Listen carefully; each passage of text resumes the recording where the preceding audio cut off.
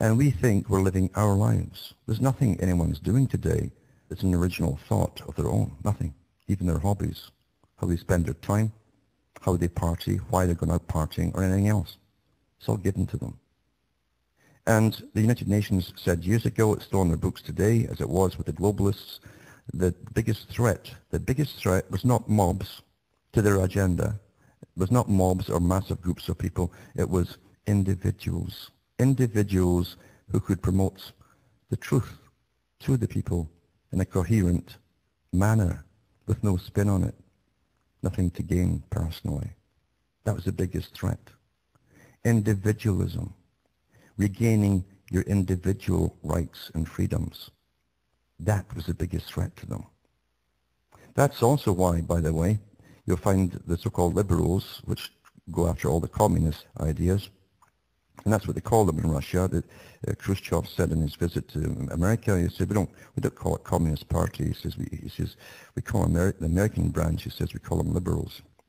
But that's why they don't like the anarchists, because the anarchism, initial anarchism, the original anarchism promoted individualism, not the later collectivist type.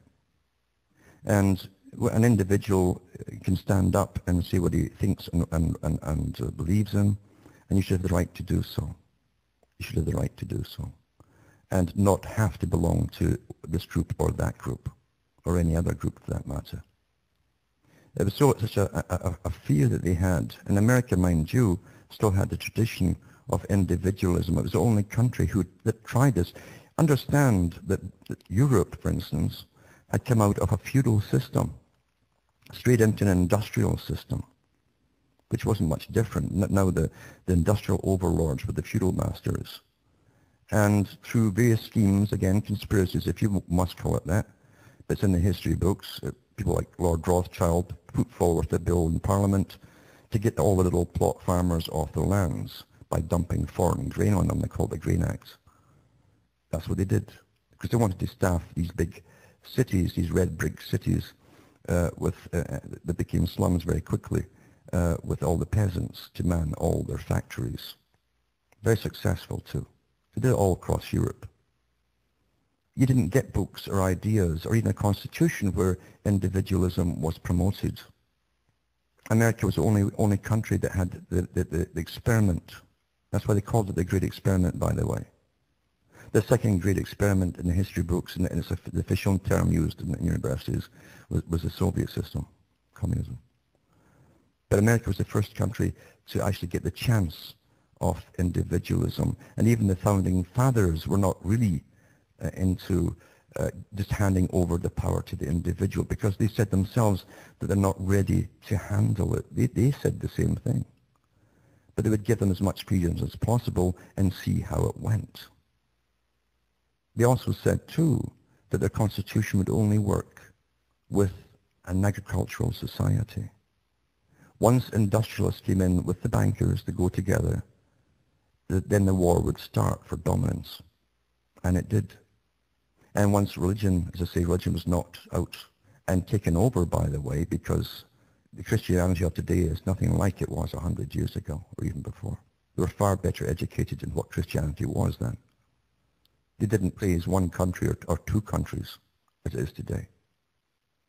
And so once the culture was destroyed and the industrialists took over, and that's really what the Civil War was about. The Civil War was about the industrialists of the North and the bankers taking over all the wealth of the South. That was the Middle Eastern campaign of that time, you might say, for plunder and dominance. And we're still on the go today. Can you handle individualism? Can you be responsible for yourself? That's the big question. Of course, the big parties today always keep the welfare state going because they don't want you to be responsible for yourself. They want you to be dependent upon government, because they said when we destroyed the family unit, then the state with social workers and hospitals and abortion clinics and so on will take over all the functions that the family used to provide, like welfare, food, shelter, clothing, all of that stuff. Awfully successful it's been, hasn't it? So when you talk about getting a country back, where do you want to bring it back to? And not only that, when the communists said that we were contaminated, like Yuri Bezmenov said in the 1960s and the 70s, or the 70s I should say, ex-KGB, very well educated. He said he was astonished, he says, when he came to America and found it, but beyond their wildest dreams, how the agenda had been so successful, beyond their dreams, on what they called the contamination of the West. He was talking about all the cultural decline and immorality that would be promoted as being free and liberal. I don't think that's the kind of freedom the founding fathers were talking about. Contamination is a very, very good term to use because everyone has been contaminated. Going to Skinner, again, they used all the behavioral psychologists, and he was well paid, along with others, to do his nasty experiments on babies all the way up. Even put his daughter in the Skinner cage for a while. And he said if you want to change the public, you change something in their environments. That's how we get altered. First it was the radio. The radio had an enormous effect, brought out in World War I in Britain by the BBC as a propaganda tool for the war. Then TV came in and followed up. Fantastic. Everybody stopped talking to each other. When I was small, I was rather unusual, and I used to study people watching television. And whereas before, people used to chat, everybody talked.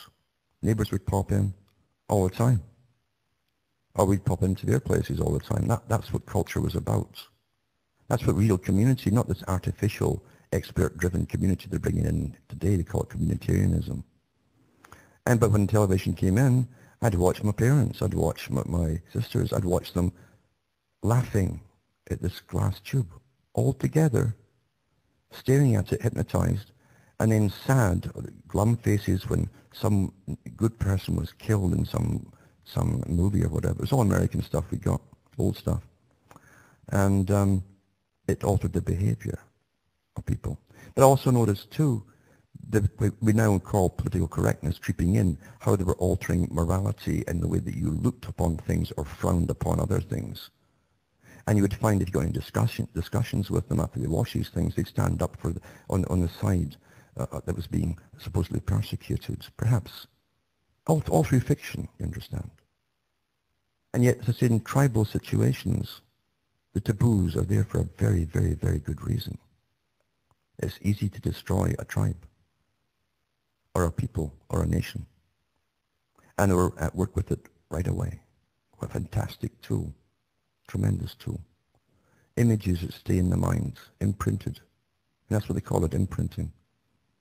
And then, of course, on comes the internet, and I stayed off it as long as I could until I said it's time to start talking about what I know. I've been reading about this stuff my whole life and watching the world movements, knowing where it's going, and I read all the top leaders right through the last 100-odd years and before, from the big think tanks of their day. All the boring stuff, just to get occasional paragraph of something that really mattered. And that's how they write their stuff. They scatter knowledge like that, you see. And when you put it all together, I said, it's time I better come out and say something. I better come out and say something now. And I did. And that's what you should be doing too. But don't waste your time in an ego battle trying to convert someone, which is a religion, into understanding the truth. They have decided not to know. They are socialized. That is true socialism. They want to believe that better minds than their own are taking care of them. And that's why the liberties are taken away step by step. Step by step by step. And it doesn't matter what's portrayed to them to the bitter end. Even if you have a Stasi-style system where the SWAT teams are coming and grabbing your neighbors, which they're actually doing across the country, you'll think it's all normal. Oh, they must have done something wrong. That's what how the Soviet people rationalized it. They must have done something wrong. Until they come for you. And who's going to stand up for you? You have no family. Or if you do, it's all broken and dysfunctional. You have to reclaim your individuality and learn to be responsible for yourself. And don't go the way that others are going, culturally or otherwise. You don't have to party all the time or chalk up the notches on your belt at the weekends, because it's all destructive. And the signs are all around you. All around you. You have gangs everywhere because young men have grown up with no father figures at all. If it's a father figure, he's nagged by a woman. He won't stand up for himself. He's been conditioned not to. He never got affirmative action at school. He was told that he was the cause of all the world's problems right back to the Stone Age. And he's the end product of it. A cultural war. As I say, most wars are cultural and fairly bloodless. And they're the most effective wars of all. They're all psychological. And we're living in this particular period today where folk don't even know what it is to really even be American. At one time, the rest of the world looked up to America because within it were always enough good people to fight those at the top and stand up and demand rights and so on, and demand that the crooks get out. Now they're openly crooks. They get a slap on the wrist and they're back in again after embezzling millions of bucks. It's totally corrupt. There's nothing there to save. There's nothing there to save, you understand? And you cannot fix the Tower of Babel when it's held together with Band-Aid and super glue in 1,000 different spots. People don't realize what reclaiming your country would actually mean. It would mean that you would have to change. Isn't that a terrible thing to say? Back with more after this break. Hi folks, I'm back standing in for John Stadler. I'm Alan Watts. I'll be back on again at 8 p.m. Eastern Time. But just talking about what you have to do if you really want to regain yourself. Isn't it terrible to have your mind stolen at birth? Eh? Isn't that the biggest crime of all, when your mind is literally stolen at birth? What you could have done with it otherwise, you could have been, instead of this conditioned, Pavlovian conditioned creature that sits and taps away on keyboards or watches pornography or whatever else you do to pass the time. Everything's meant to further contaminate you and degrade you to help the big system take you down. And we don't like hearing the truth, do we? We don't like hearing that truth about ourselves.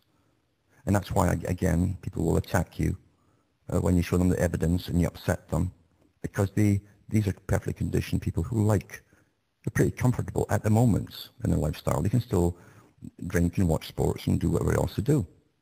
The women can watch soaps and fantasize or act out in it, wherever it happens to be. That's what they think of that freedom is. And they don't have social responsibility to each other or those around them.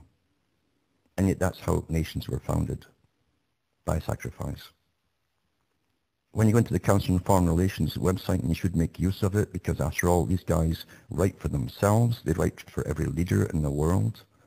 They have so many departments. It's a world organization now. And they have so many departments and think tanks working on every minute detail and sector of this whole global system. One of the recent articles was about how they must keep repeating and repeating the fact to Americans that they are now global, because they're just going to have to accept it. And what they mean by that is you don't have the sovereignty that you used to have. You now have obligations through treaties that have been signed by every traitor for many, many, many a year. As I say, every prime minister for 100 years, or every president, has been a member of this same organization. Even when it had different names, it was the same organization in the late 1800s. Truman used to start and end every speech by pulling up Shelley's poem on the Parliament of the World. And tears would come to his eyes. It's the Parliament of the World. It's not a nice, happy meeting place for all of us with good, decent people representing us. This Parliament of the World, of the United Nations system that they've got in, we're all bound by treaties. It's not a nice organization. It's for the elites only. They believe in eugenics and superior types. They believe in depopulation. They believe in they know they're not going to get volunteers, so they just poison you. Bertrand Russell, who worked for them, said the same thing. We shall use the needle, food, water, etc. in his own writings. Don't you get a bit upset knowing that's been done to you? Don't you just get a little bit upset? Or are you so socialized you want to sit back again and have another beer and watch that sports game? And be happy. Just put it out of your mind. Because so much has happened over the last, quite a few years now. As I say, people in the 50s and 60s wouldn't have stood for what's happened.